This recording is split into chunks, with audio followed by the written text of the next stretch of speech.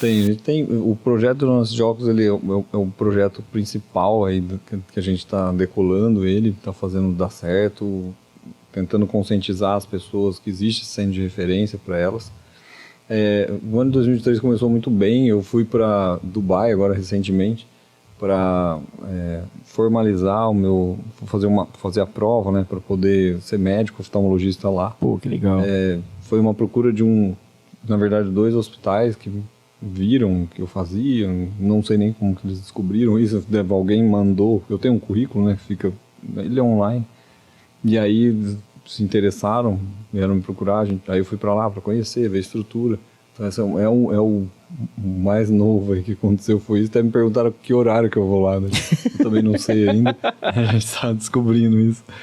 Porque é um negócio legal, eu sempre sonhei em fazer cirurgia fora do Brasil, em um país de primeiro mundo, por exemplo, Estados Unidos, ou lá. E é um lugar sensacional de viver, é um crescimento muito grande, uma cidade totalmente diferente do que a gente está acostumado.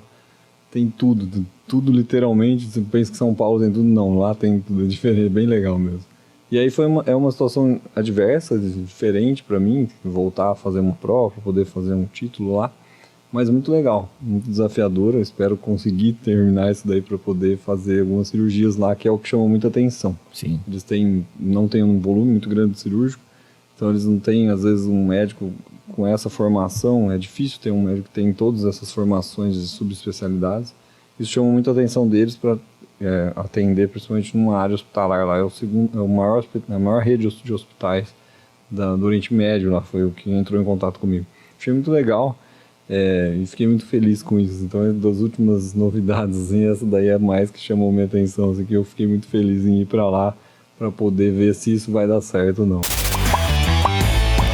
E aí, gostou desse corte? Então não esqueça, se inscreva no canal, ative as notificações, dá aquele like e compartilha para todo mundo. O link para o episódio completo tá aqui embaixo. É só clicar e assistir.